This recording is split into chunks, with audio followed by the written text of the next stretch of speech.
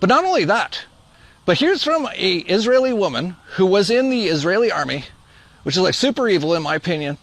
What they've done to the Palestinians has been heinous, and what's happening to a lot of the people in Israel right now, also done by the Israeli government through Hamas, which they control and the US government funds, is also heinous. Like, you can actually think both are heinous.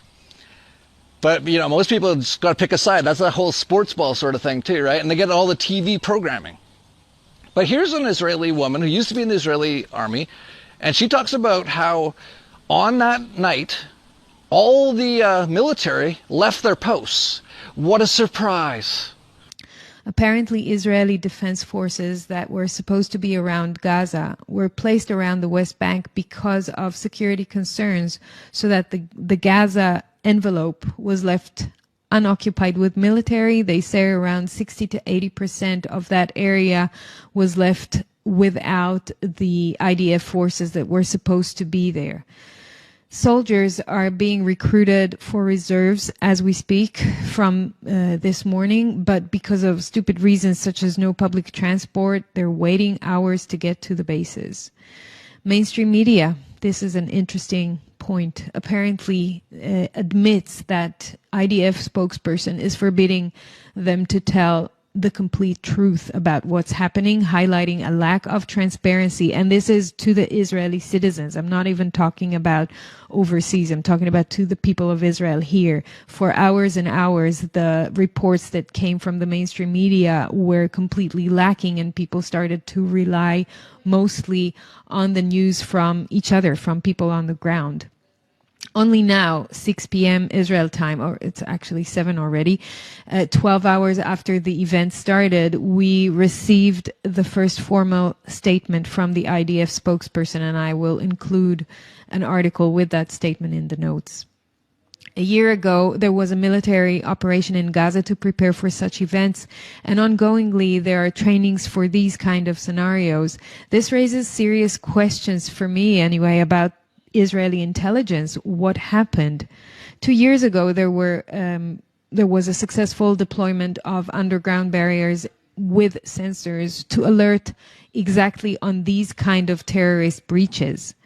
Israel has one of the most advanced and high-tech armies. How come there was zero response to the border and fence breaching? I cannot understand that. Personally, I served in the IDF 25 years ago in the intelligence forces. There's no way, in my view, that Israel did not know of what's coming. A cat moving alongside the fence is triggering all forces. So what happened to the strongest army in the world? How come border crossings were wide open? Something is very wrong here. Something is very strange. This chain of events is very unusual and not typical for the Israeli defense system. With the recent normalization efforts of Israel and Palestine led by Saudi Arabia, I wonder whether a prisoners exchange deal is something that could only be seriously considered by Israel if a shocking event like that happened. Is it a possibility that only with Israel hostages it can be justified to release dangerous prisoners from Israeli prisons? I don't know. Mainstream media reported that Deputy Hamas leader Salah al-Aruri suggests using Israeli prisoners for leverage in negotiations. So maybe. A point about the situation in Israel in the past few years, which I want to make, is related to and those who follow me know that there's a general sense of insecurity in Israel. There's political and social instability and unrest. Public funds are being misused on agendas such as COVID, climate, judicial reform, abolishing cash, and many more. The current government is highly corrupt in my view, while the previous one was no better. I don't care about having a popular opinion. I care about exposing evil forces wherever and whomever they are. So to me, this surprise attack seems like a planned operation on all fronts. This is a failure to protect the people of Israel, for sure. Perhaps the biggest failure since the Yom Kippur War exactly 50 years ago, if not bigger. By the way, is it a coincidence? It's exactly 50 years ago, almost on the day. The Yom Kippur War was on October 6, 1973. If I was a conspiracy theorist, I would say that this feels like the work of the deep state. It feels like the people of Israel and the people of Palestine have been sold once again to the higher powers that be. Now, not only is she saying that, but I've seen so many videos of Israel people who are either in the military or know people in the military, and they say that's what happened. And they just, all of a sudden, they let all these terrorists, which, you know, they are, I shouldn't use the air quotes, but they're not Palestinian terrorists so much as they're created just like Al-Qaeda. Hopefully most people know this by now. Al-Qaeda was the CIA. ISIS was the CIA. All those fake videos they used to do, that was all CIA stuff. Hamas is the same thing. But all of a sudden, all these Hamas people come in, and there was nothing there. Like, this is probably one of the most secure areas in the world. They've got, like, it's a wall guard post. Like, I've been there. I actually went there because one of the things I like to do if I'm going to talk about something is actually see it with my own eyes. So I've been to Israel. I've been to Palestine, but I haven't been to Gaza. Max Egan has.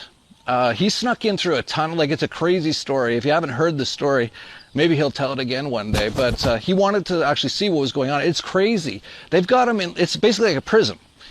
And they've got all kinds of technology and all kinds of people.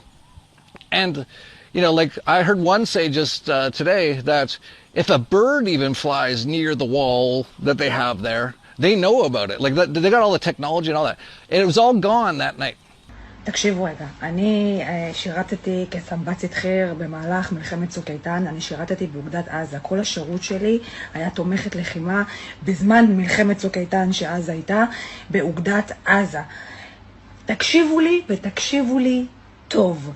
אין מצב בעולם שיכולה להיות כזאת התקרבות לגדר, אוקיי? מבלי שאנחנו לא נדע מזה.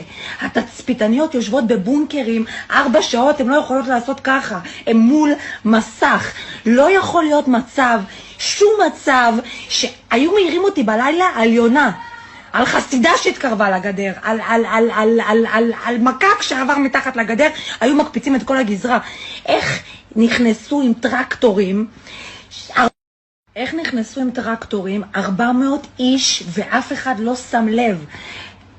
They have these people go in and slaughter people in the most brutal ways to get support from the world to do a mass genocide, which might already be over by the time you see this video. It's going to happen fairly soon, probably, from everything I'm seeing, of everyone in Palestine. And,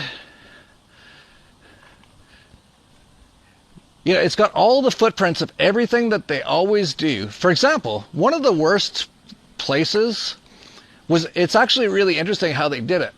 They had a peace festival, a dance, like a concerts and music, DJs and stuff, right near the Palestinian sort of border.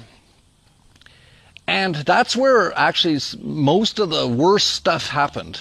So I'm sure they set it up that way. I'm sure they said, you know, told someone, do a peace concert on this day for the, you know, 50th anniversary of Yom Kippur. Do it right by the Palestinian border. And then they just let these guys come in, which they've been arming and supplying. You know, a lot of people are saying that a lot of the arms they're seeing looks like it's U.S. arms from the Ukraine, which would not be a surprise. Other people are saying it actually looks like a lot of the U.S. arms that were from Afghanistan, which would not be a surprise, because it's the U.S. and Israel that are doing all this.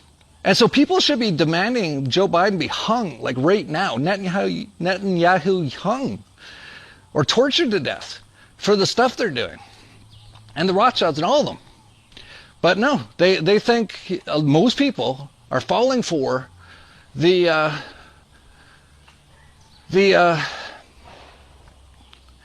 it's, you know, these horrible Palestinian people are super evil. As I mentioned, I've been to Bethlehem, which is in Palestine. Super nice people, incredible food. It's heinous what's been going on with them, absolutely heinous. But you know, this is what they do. So they attack this peace festival, and who's at the peace festival? And it's people from all over the world, including, of course, Americans, Germans, Canadians, and Norwegians. Yep, they set them all up. Like, the people should be so angry at these people for doing this. And not the Palestinians. The Palestinians are the victims here. And so are a lot of the Israelis. Like, this is all being done to them. But why did they do that? It's really, like I said, they're super smart. They're like, let's have people have a peace festival on that day, get foreign tourists from all over the world, and then